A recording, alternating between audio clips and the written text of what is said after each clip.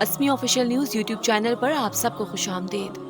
دوستوں، آج جس شخصیت کی، جس ذات کی، جس ہستی کی ہم بات کرنے جا رہے ہیں، وہ صرف ایک شخصیت، ذات اور ہستی ہی نہیں، وہ ولی مرتبت ہے، غوث العظم، غوث پاک، شیخ عبد القادر جیلانی رحمت اللہ علیہ۔ جس طرح زمین شدت تپش سے مغلوب ہو کر پیاسی ہوتی ہے تو آسمان سے موسلادھار بارش ہوتی ہے۔ تاریکی شب کی چادر جب پھیلتی ہے تو صبح کا اجالا بھی پھوٹ پڑتا ہے۔ بندگان خدا میں جب گمراہی پھیلتی ہے اور نافرمانی عام ہو جاتی ہے تو رب کریم کی رحمت بے پایہ متوجہ ہوتی ہے اور خداوند قدوس اپنے خاص بندوں میں سے کسی نہ کسی کو ہدایت کا ذریعہ بنا کر بھیجتا ہے۔ اسی لیے وقتاً فوقتاً انبیاء اور رسول کا مقدس قافلہ آتا رہا جو انسانوں کو نافرمانیوں اور گمراہیوں سے بچاتا رہا۔ آمنہ کے لال حضور پاک صلی اللہ علیہ وآلہ وسلم نبوت و رسالت کے آخری تاجدار ہیں۔ انبیاء کرام رشد و ہدایت کے چراغ بن کر دنیا والوں کو راہ ہدایت دکھاتے رہے۔ نبی پاک صلی اللہ علیہ وآلہ وسلم کا ارشاد گرامی ہے کہ اب تک مخلوق کی رشد و ہدایت کا جو کام انبیاء کرام کے ذریعے ہوتا چلا آ رہا تھا، اب وہ خدمات نبی آخر الزماں کی امت کے برگزیدہ افراد انجام دیں گے۔ عہد رسالت سے پہلے بندگان خدا کی رہنمائی کے لیے برابر انبیاء اور رسول کی آمد ہوتی رہی، حتیٰ کہ تاجدار دو عالم آفتاب رسالت کا ظہور ہوا اور حضور صلی اللہ علیہ وآلہ وسلم کے بعد نبوت و رسالت کا دروازہ یکلخت بند ہو گیا۔ لیکن پھر رب کریم کی شان کریمی سے بندوں کی مایوسی اور بے بسی دیکھی نہ گئی۔ جہاں انبیاء کرام کی آمد کا سلسلہ ختم کیا، وہیں پر اپنے فضل بے بہا سے ولایت، غوثیت، قطبیت کا دروازہ کھول دیا، اور اس کام کے لیے عہد نبوی سے لے کر آج تک اولیاء امت میں غوث، قطب وغیرہ کا برابر ظہور ہوتا رہا۔ ان مصلحین امت میں حضرت غوث اعظم رحمت اللہ علیہ کی بلند و بالا شخصیت رخشندہ و تابندہ ہے، جن کے فضل و کمال کی ضیاءپاشیوں سے آج زمین کا چپا چپا تابناک ہے۔ تاجدار دو عالم حضور پاک صلی اللہ علیہ وآلہ وسلم کا فرمان گرامی ہے، میری امت کے علماء بنی اسرائیل کے نبی جیسے ہوں گے۔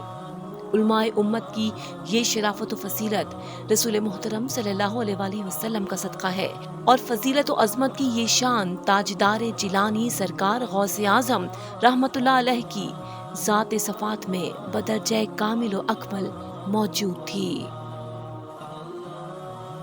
غوث پاک شیخ عبد القادر جیلانی رحمت اللہ علیہ ایران کے ایک قریہ جیلان یا بعض روایات میں گیلان بھی موجود ہے میں پیدا ہوئے۔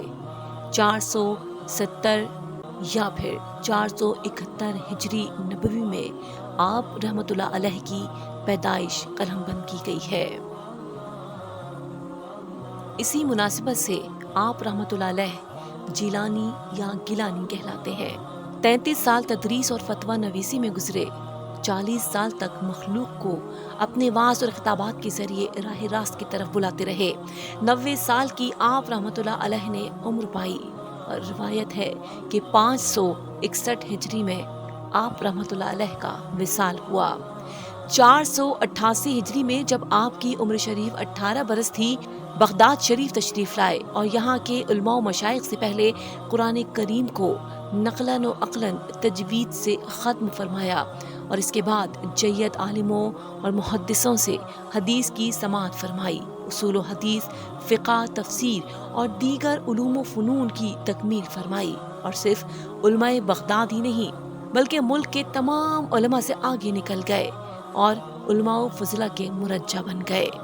اس کے بعد اللہ جل شانہ نے آپ کو لوگوں پر ظاہر فرما دیا۔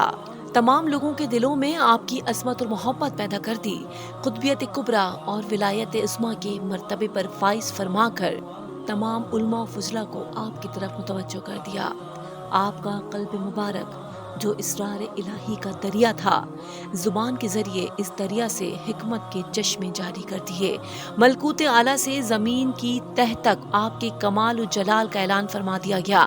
آپ کی قدرت کی علامتیں، ولایت و مشاہدہ کی نشانیاں، کرامت کے دلائل اور تمام لوگوں کے دلوں میں آپ کا رعب ڈال دیا گیا۔ تمام اولیاء وقت آپ کے مطیع و فرما بردار بنا دیے گئے، یہاں تک کہ حکم الہی ہوا کہ اعلان کر دو کہ میرا یہ قدم تمام اولیاء اللہ کی گردن پر ہے۔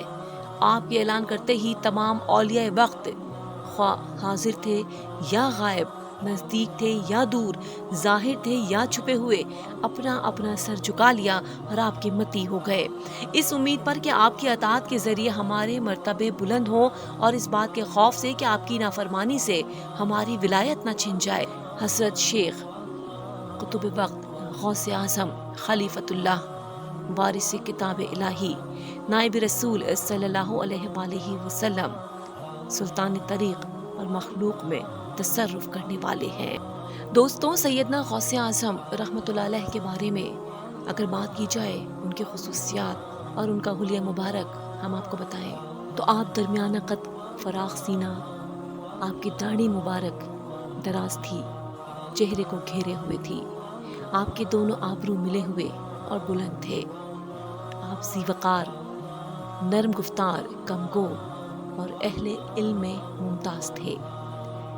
اس کے باوجود آپ کے کلام میں ایک طرح کی تیزی اور بلندی تھی جو سامع کے دل میں خوف کے ساتھ عجیب لذت پیدا کر دیتی تھی۔ دوران گفتگو پورا مجمع ہمتن گوش ہو کر آپ کا کلام سنتا رہتا، دور اور نزدیک آپ کی آواز برابر سنائی دیتی، لاکھوں کے مجمع میں ہر شخص آپ کی آواز بخوبی سن لیتا، آپ کے حکم کی تعمیل ہر شخص بے چون و چرا کرتا اور دل پر کسی قسم کا جبر محسوس نہ کرتا۔ سخت سے سخت دل والا بھی آپ کے جمال با کمال کی زیارت کر لیتا تو اس کا دل موم کی طرح نرم ہو جاتا۔ جب آپ جامع مسجد میں تشریف لاتے تو لوگ اپنے ہاتھ دعا کے لیے اٹھا دیتے اور آپ کے وسیلے سے جو بھی دعا مانگتے وہ رب کریم پوری فرما دیتا۔